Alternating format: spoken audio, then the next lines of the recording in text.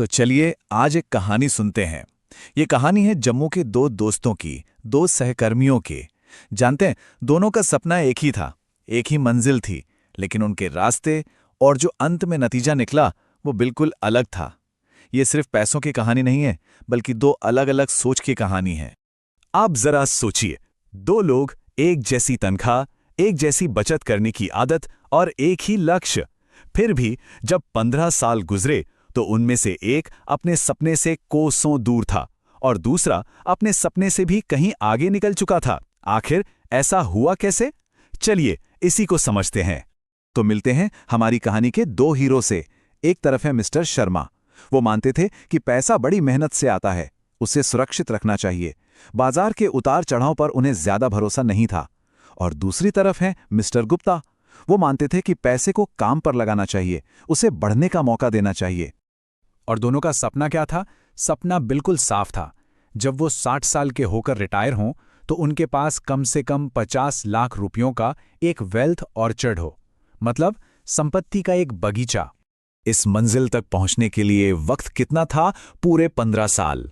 और देखिए, 15 साल एक लंबा समय होता है जिसमें छोटे छोटे फैसले भी आगे चलकर बहुत बड़ा असर डालते हैं। दोनों ने मिलकर फैसला किया कि वो हर महीने अपनी सैलरी से ठीक 12,000 रुपए इस सपने के लिए अलग रखेंगे। तो एक बात तो साफ है, मेहनत और अनुशासन दोनों का बराबर था। फर्क कोशिश में नहीं बल्कि तरीके में था। और बस यहीं से कहानी में आता है दिलचस्प मोड़। जब उस बचाए हुए पैसे को काम पर लगाने की बारी आई तो दोनों ने जो रास्ते चुने वो उन्हें बिल्कुल अलग अलग मंजिलों की तरफ ले गए। मिस्टर शर्मा ने क्या किया? उन्होंने सोचा, सबसे सेफ रास्ता पकड़ते हैं। वो गए अपने पास के बैंक में और एक फिक्स डिपॉजिट यानी एफडी खुलवा ली। उनकी सोच एक बागबान जैसी थी जो अपने बीजों को एक सूखे और सुरक्षित कमरे में जमा कर देता है ताकि वो महफूज रहें। लेकिन मिस्टर गुप्ता का नजरिया थोड़ा अलग था। उन्होंने भी एक बागबान की तरह ही सोचा, पर उन्हें पता था कि बीज डिब्बे में पड़े पड़े पेड़ नहीं बनते, उन्हें उपजाऊ मिट्टी में बोना पड़ता है। तो उन्होंने एक डाइवर्सिफाइड इक्विटी म्यूचुअल फंड में हर महीने एसआईपी शुरू कर दी। अब देखिए, इन दोनों तरीकों में फर्क क्या था। मिस्टर शर्मा को मिल रहा था 6.5% का गारंटीड रिटर्न। इससे उन्हें एक सुरक्षा की फीलिंग आती थी। वहीं मिस्टर गुप्ता का रिटर्न अपेक्षित था 12%, जो कि बाजार के हिसाब से ऊपर नीचे हो सकता था, लेकिन उन्हें देश की अर्थव्यवस्था की जड़ों पर भरोसा था। तो चलिए अब फास्ट फॉरवर्ड करते हैं पूरे 15 साल आगे। दोनों दोस्त अब 60 साल के हो चुके हैं। रिटायरमेंट का दिन आ गया है। अब वक्त है ये देखने का कि किसके बगीचे में कितनी फसल हुई।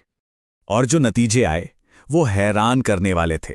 मिस्टर शर्मा की एफडी से कुल जमा हुए 36 लाख रुपए, मतलब अपने 50 लाख के लक्ष्य से काफी पीछे। और वहीं दूसरी तरफ मिस्टर गुप्ता की एसआईपी ने कमाल कर दिया। उनके पास जमा हुए पूरे 60 लाख रुपए। ना सिर्फ लक्ष्य पूरा हुआ बल्कि उससे कहीं ज्यादा। मतलब सोचिए, इतना सुरक्षित रास्ता चुनने के बाद भी मिस्टर शर्मा अपने सपने से पूरे 14 लाख रुपए दूर रह गए। उनकी सारी मेहनत, सारा अनुशासन, फिर भी नतीजा वैसा नहीं मिला जैसा सोचा था।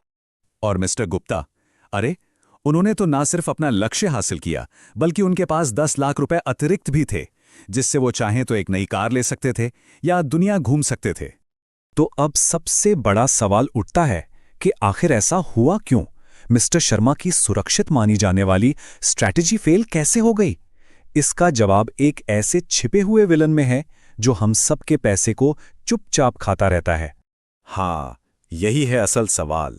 वो चीज जो कागज पर सबसे ज्यादा सुरक्षित लगती है, वो असल जिंदगी में उतनी सुरक्षित क्यों नहीं साबित हुई?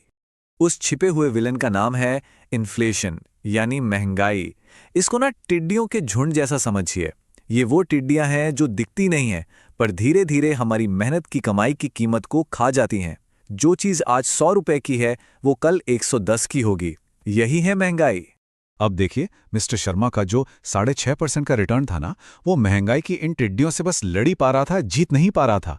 नतीजा ये हुआ कि उनके बैंक खाते में नंबर तो बढ़े, लेकिन उन पैसों की खरीदने की ताकत कम होती गई।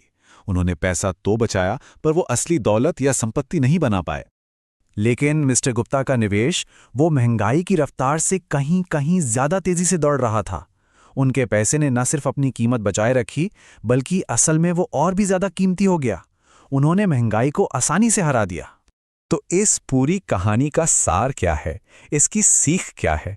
इसे हम कह सकते हैं वेल्थ ऑर्चर्ड की फिलॉसफी। और देखिए, सीख बहुत सीधी और सरल है। पैसा सिर्फ जमा करना काफी नहीं है। ये तो ऐसा हुआ जैसे बीजों को एक डिब्बे में बंद करके रख दिया। असली संपत्ति बनाने के लिए उन बीजों को बोना पड़ता है, ताकि वो समय के साथ बढ़कर एक बड़ा फलदार पेड़ बन सकें। तो आखिर में ये एक सवाल है जो हम सबको सोचना चाहिए। जो बचत हर महीने हो रही है, वो क्या सिर्फ एक डिब्बे में जमा हो रही है या उसे एक उपजाऊ जमीन में बोया जा रहा है?